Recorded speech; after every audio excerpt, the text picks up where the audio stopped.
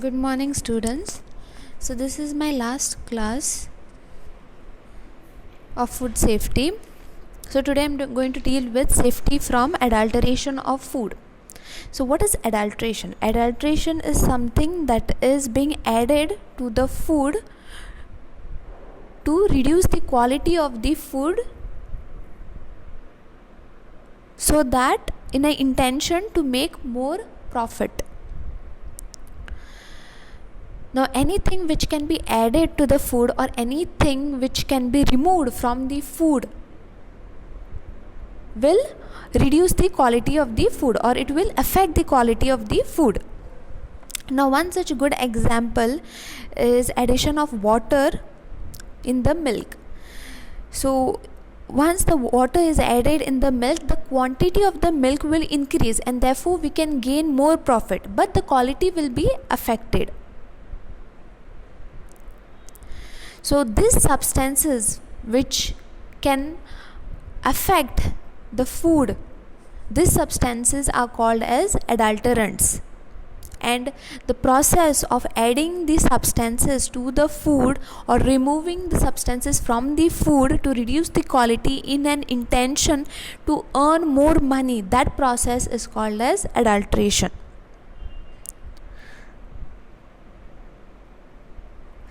Now the substances which can be removed from the food can be cream, can be removed from the milk. So that is also called as adulteration. So here what is happening, the quality of the original food is getting reduced, either by addition or either by removing the substances from the food. Now in adulteration, the main problem is that the consumers are paying for the original food,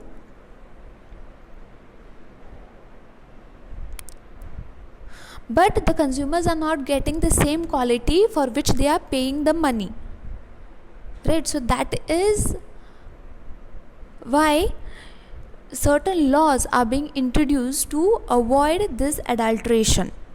So there are many food laws which tries to avoid the adulteration of the food. So these food laws help in good production and handling of the food under hygienic conditions. Also it prevents any addition of the chemicals or microbiological contamination, because this contamination can affect the human health. So in general, these food laws are basically used to produce safe foods for the consumers, and those foods shouldn't affect the health of the consumer. Adulteration in one way can affect the health of the consumer. That is why certain food laws are there which checks the adulteration. Now what are the main objectives of these food laws? To protect the consumers against the health hazards. That means they are creating a safe food for the consumers to consume. It protects the consumer from the unfair trade. Unfair trade is nothing but when the product is being adulterated and it is being marketed in the market, and to ensure and enforce a fair trade. So that is why all these food laws comes into picture.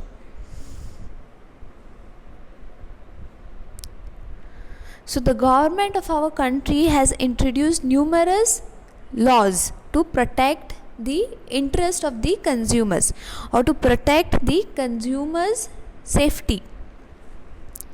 Now one such or main important law is FSSAI, that is Food Safety and Standard Authority. These laws have already been discussed in my previous class, so I'll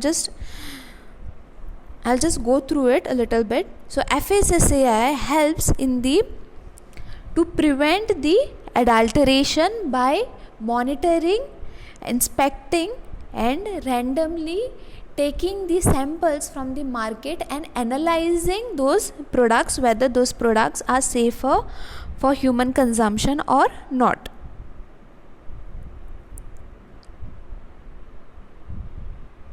So this FSSAI Act was introduced in 2006. So all those businesses or all the business operators who produces food has to have a certification from FSSAI. So on the labels which you can see, the food products or packaging labels, there will be FSSAI mark and the code. So that will be given to every business operator, whoever wants to market their food. And the analysis of those particular foods are being done in the FSSAI labs. And if at all they are found that the product is not safe for the consumption, then the product won't be marketed, and also those business operators will be punished. So for that reason, all the business operator has to take a certification from the FSSAI, or registration has to be done from FSSAI.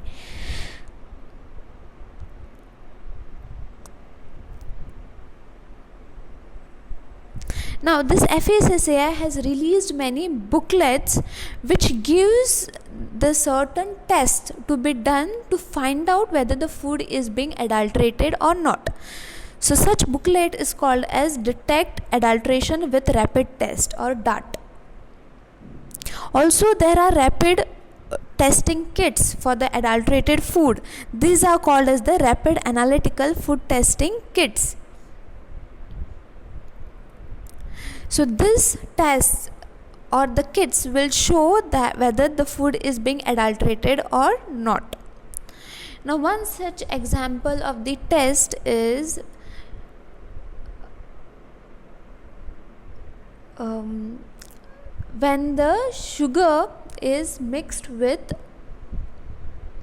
semolina. Semolina is rava, which you call in Hindi. Okay, so usually this sugar will be adulterated with semolina. Okay, so how you are going to find out whether the sugar is being adulterated or not? You just have to take a small quantity of that particular product, that is sugar added with semolina, and you have to mix it in water. If it is sugar, then sugar is going to completely dissolve in water. If there is adulterated semolina in that, that means it is going to settle at the bottom. So these are the certain few tests which can be done to find the adulteration. Another act is called as the Prevention of Food Adulteration Act, PFA Act. So this act was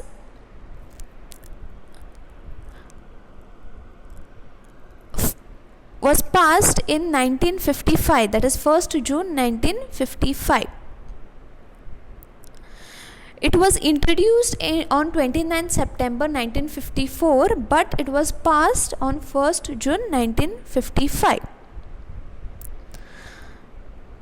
So this act mainly stops any adulteration being done to the food.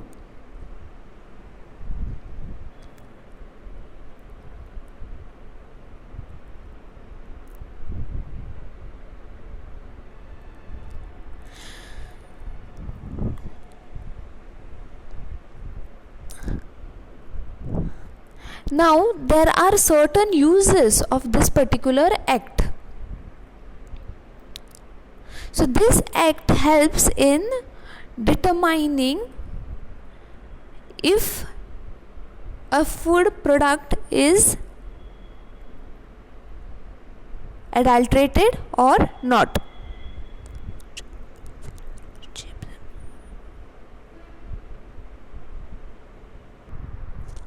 Now when can we say that a food is adulterated?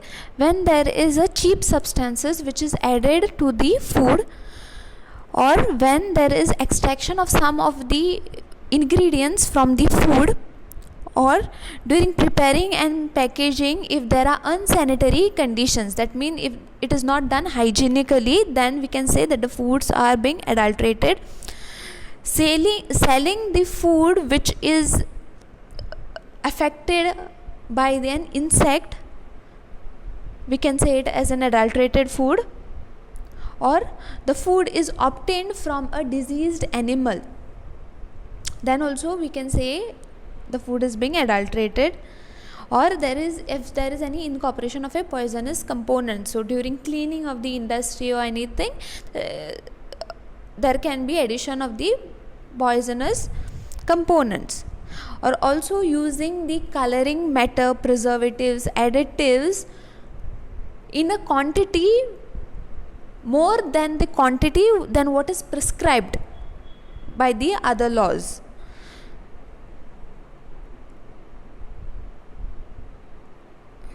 Or selling of the low quality products which can harm the human health.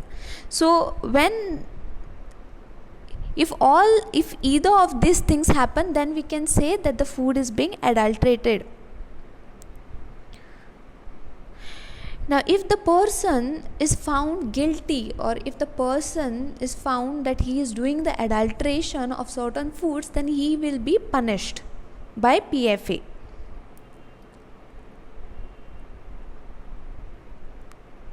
So the severity of the punishment depends on the severity of the problem. If the adulteration of the food has affected the human beings and the human beings have been died because of the adulteration, then the punishment will be more severe. So there are many laboratory facilities which checks whether the food is being adulterated or not. So here the local health or the food authorities will collect the samples and they will analyze in their laboratories whether the product is being adulterated or not. So there are many guidelines which are provided by this PFA, in which the food has to attain the minimum requirements of the quality of the food.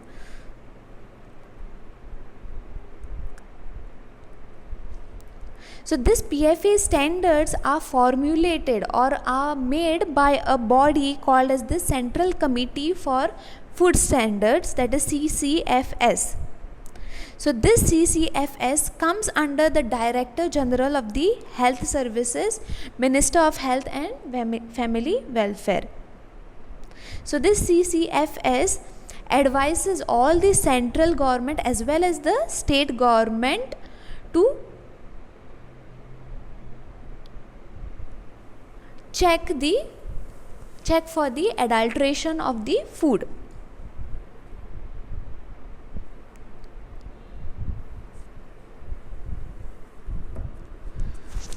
So the states and all the union territories are the members of this particular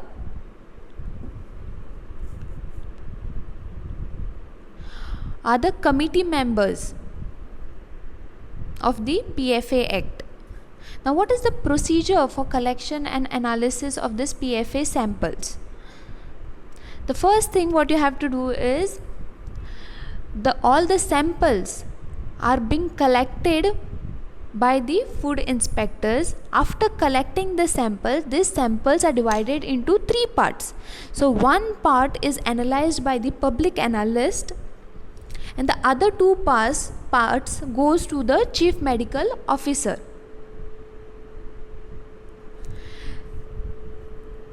So these 2 parts that comes under the custody of the local health authority. So the first part which was given to the public analyst will analyze, that is, he will test whether the product is adulterated or not, and he will give the reports within 40 days. If it is found that the product is being adulterated, then the second sample or the second part will be handed over to the chief medical officer, and that chief medical officer will file a complaint in the court, and the copy of which will come within the 7 days. So whatever results come from the court, it will come within 7 days and it will be handed over to the business operator.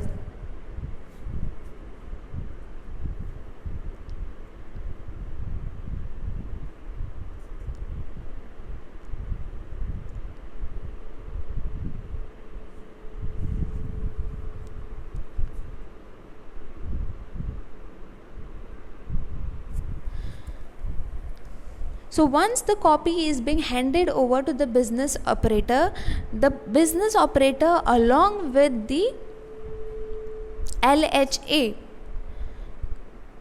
that is the local health authority, they will file an application in the court, and depending on that application, the food will be again tested by the Central Food Laboratories, that is CFL.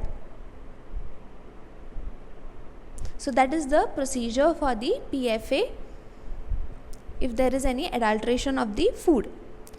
Now there are certain standards which checks the certification for the quality control. The two such food standards are BSI, that is Bureau of Indian Standards, and EGMARK. Now Bureau of Indian Standards comes under ISO, right? So the quality, when it comes to Bureau of Indian Standards, the quality is checked depending on the degree of excellence. A quality means the product is excellent, B means it has a little less excellence than the A, and C means it has a lesser excellence. So this Bureau of Indian Standard works under ISO.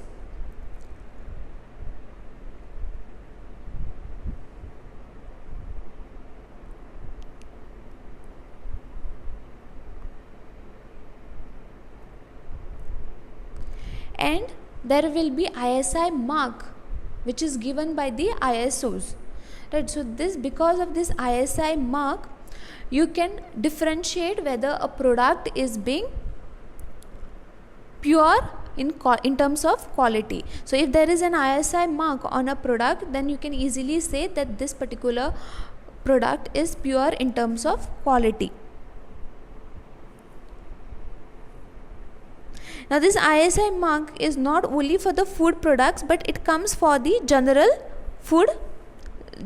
other products as well, such as electronics, then equipments, utensils, cosmetics. So all these products comes under ISI.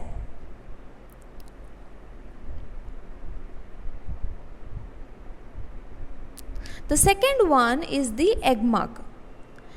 Now EGMARK, as I told you, EGMARK basically deals with the raw produce, or the produce which has been come from the agricultural or the farms, or so basically it deals with any raw produce such as the vegetables or cereal grains, pulses.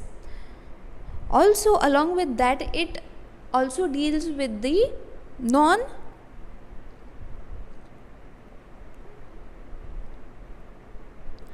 items such as the sandalwood, oil, wool, castor oil. So all these items also comes under EGMARK. So anything which is raw or anything which is agricultural, that will come under EGMARK, whether it is a food item or whether it is a non-food item.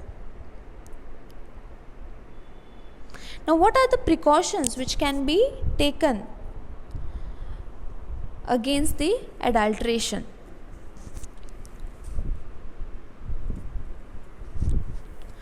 The first one is packed food. So there are no safety precautions which can be taken against, or there are no preventive measures which can be taken against the adulteration, but you can take precautions to prevent the adulteration of the food. So one such is packed foods. So usually the foods which come from the industries, those are not the adulterated ones, because those are the packed ones. So packed foods are not adulterated ones. The ones which are not packed or which are given by the shopkeepers in plastic bags, so those can be adulterated ones.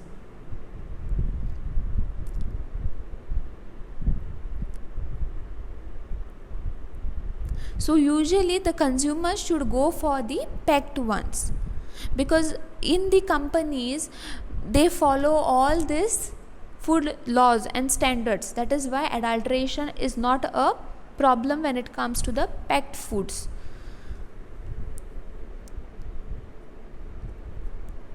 Second one, familiar shops. So if you want to avoid adulteration, you can go to those shops which you know, or which you know the shopkeepers, because who you are friendly with, because those people won't cheat you by adulterating the food, okay, because they will know you.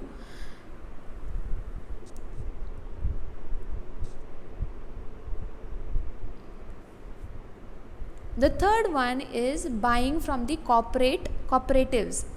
Cooperatives are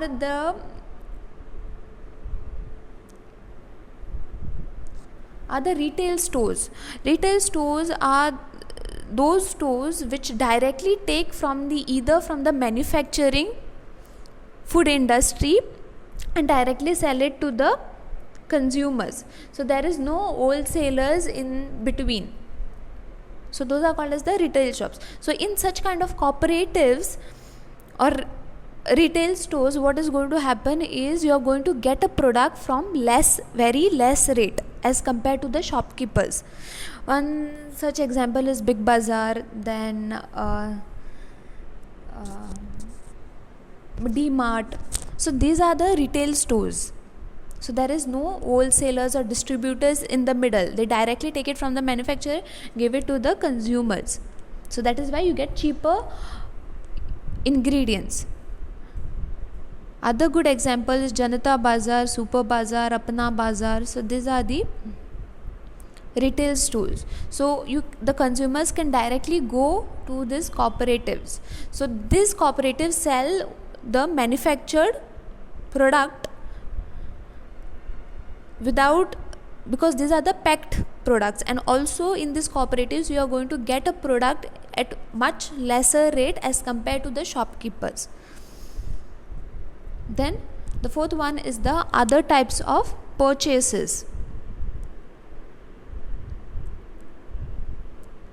So when you are purchasing a product, see that there is FSSAI mark or any certification on that particular product, because if it is a certified product, that means it is safer product and the quality is superior. If it is not, that means the quality and the superiority of the product is reduced. So always go for those products which has a certification either from FSSAI or ISI mark. So these are the products which are certified by the government and which has a higher quality of food and which can be also safer for human consumption, because they go through all the standards, they follow all the standards for hygiene, then SOPs, then all the sanitary acts. So depending on all these acts, they will produce a product which will be much safer for the consumers to consume. So that is all about the safety from adulteration of food.